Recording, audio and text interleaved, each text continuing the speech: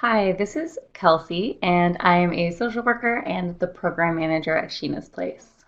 And I am Caitlin, and I am also a social worker and the program and outreach coordinator at Sheena's Place. So in this presentation today, we're going to talk a little bit about what we do as an organization and how folks can access our services. So Sheena's Place is a community mental health charity that supports people with eating disorders, body image issues, and concurrent mental health challenges. We offer a wide range of professionally facilitated groups and workshops to anyone age 17 and over, and all of our programs are free of charge. They're based on self-referral, meaning that an eating disorder diagnosis is not required, and a physician's referral is also not required.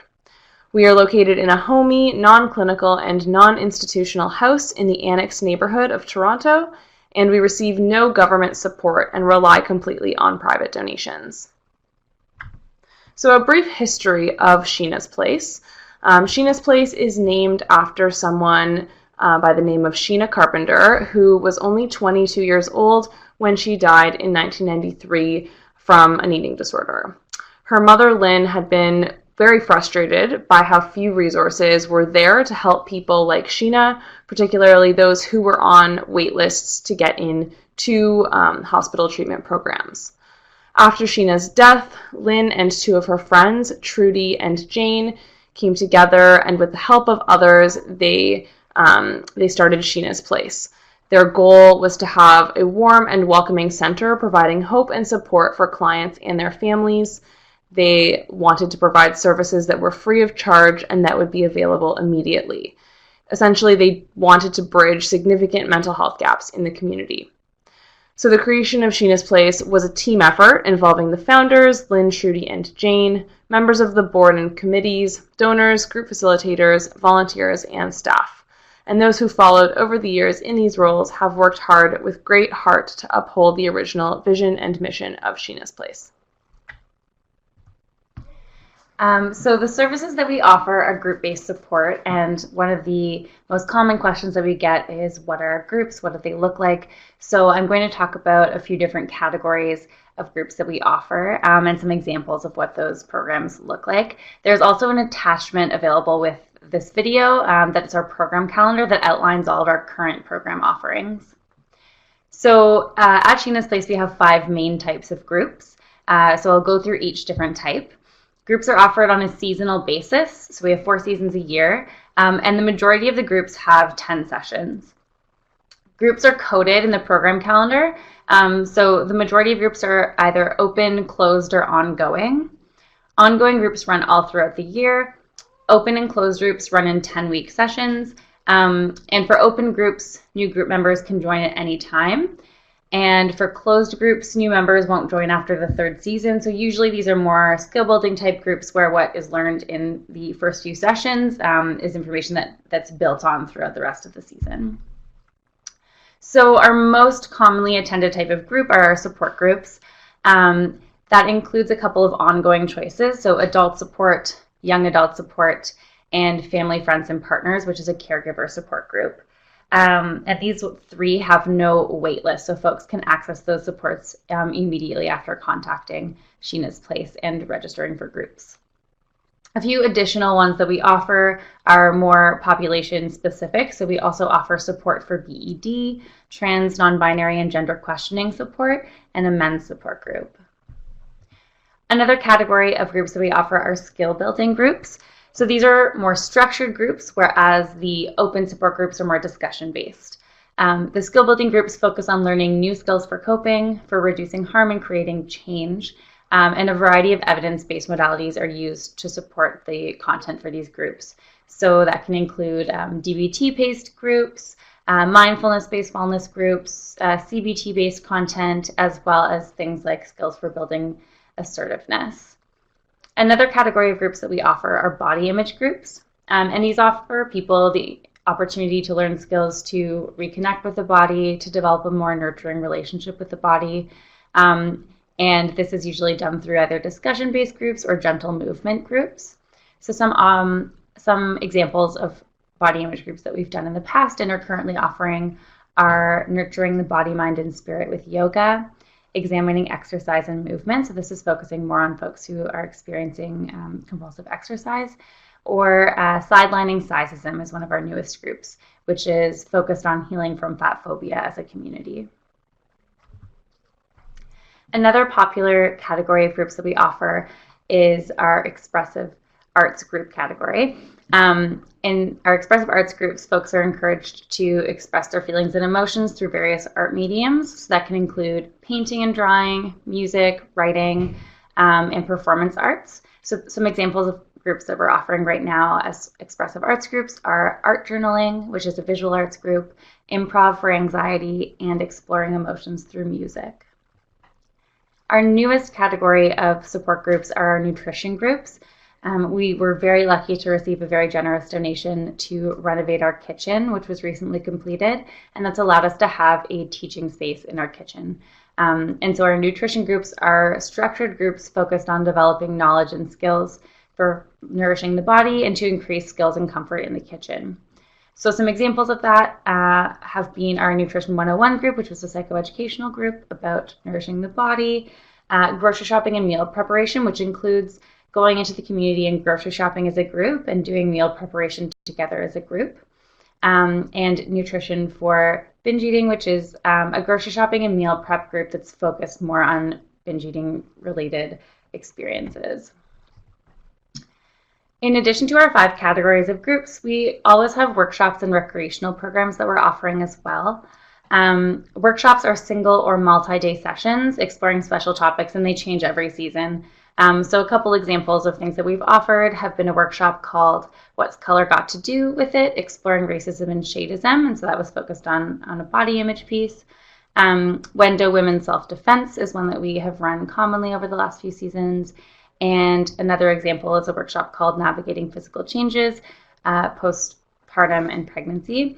So these are just a few examples. They do change seasonally, and we have a lot of variety in our workshop offerings. Our other category is recreational programs. So these are designed to decrease isolation and the stresses of daily living and focusing on the eating disorder. And they're really meant to emphasize fun and enjoyment and social connection and community building with others. So a couple examples of what recreation groups may look like. Every year we do a Sheena's Camp, which recently we just did in September. So that's a 2-day program where folks come together and do a variety of activities, which is really, really focused on community building and fun.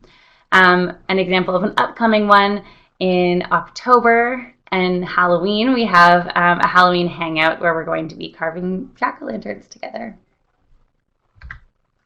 So in addition to our groups, workshops, and rec programs at Sheena's Place, we have a few other opportunities for our community members. So this includes our lending library. It is quite small, but is full of some really interesting books about topics relating to eating disorders, body image, mental health more broadly as well. And our clients are welcome to borrow books from this library. We ask for a $5 deposit, but this is returned once the book is returned.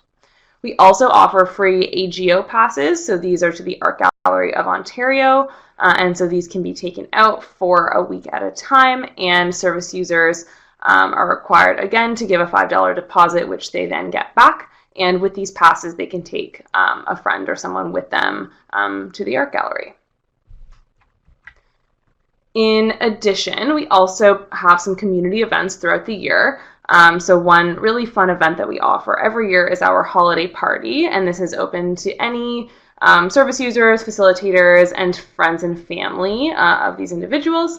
And this is just a chance for folks to get out of the house and into the community and being around other people, as we know that the holidays can be a really difficult time for folks who are facing a wide range of challenges, particularly those relating to food. We also offer an art show every year, and so this is an opportunity for our service users to display the art that they've created either in groups at Sheena's Place or outside of groups. And the art is displayed for about a week, and we have an opening of the art show that this year will be taking place on Tuesday, October 22nd. So we'll now play a short video showing folks how to register for groups at Sheena's Place. So you'll start by visiting our website, www.sheenasplace.org. And on the top right corner, click a button that says register, and it will redirect you to our registration site. Here you will enter your email address.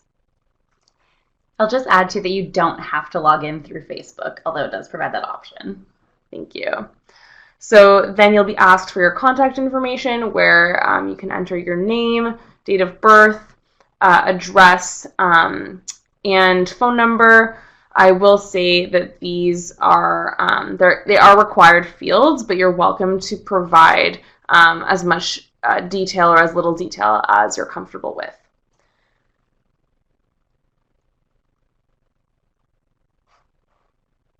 There is also a space to provide gender information, but of course this is not required either.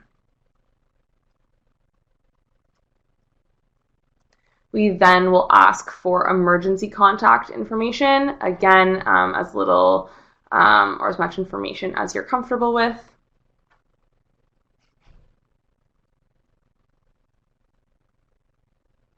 And then you'll be asked to create a password that you can then use along with your email address to access your account online.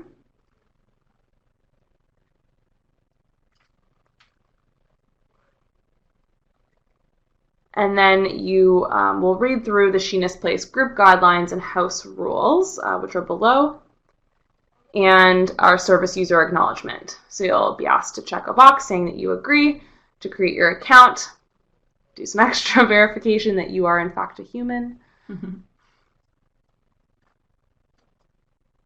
And then your account will be created. So you'll be directed to your profile page, and then you'll click register again on the top right corner.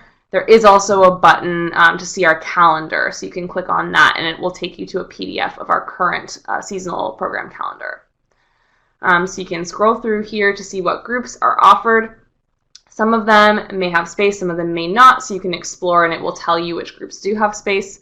There may be an opportunity to add yourself to a wait list if a group is full. And then if one is open, you can click enroll and you will receive an email to confirm your registration. So just as an additional note, registration for groups happens 4 times a year before the beginning of each new season. So anyone with an account in our registration system will get notifications about upcoming program registrations. And in addition to registering online, you are also able to register in person if that is easier for you. We do not, however, do phone registration. People who are interested are also able to register for programming throughout the season, provided that there is space in a group. We offer unlimited registration for our ongoing group, so the adult support and the young adult support, and folks can register for 2 seasonal groups, so those that indicate that they're open or closed, as well as 1 workshop and any recreational programs. And I know this can be a lot of information to remember, so feel free to contact us at this information here, so sheenasplace.org and 416-927-8900 if you have any questions at all about what we do, what we offer, and how to register. So physically, we are located on Spadina Road between Bloor and DuPont. We are directly beside the Kendall exit of Spadina Station, which is near the north-south platform. And in terms of accessibility, our house does have a few steps in the front and in the back, so it's therefore not wheelchair accessible. However, we are offering 2 off-site support groups that are in wheelchair accessible locations. One is being run in Maple, Ontario at Jewish Family and Child, and one is being offered down the street from Sheena's Place at the Miles Nadal JCC at Bloor and Spadina. So again, if you do have any questions for us at all, please give us a call and we will be happy to help you out. So thank you very much for listening and enjoy the rest of the conference.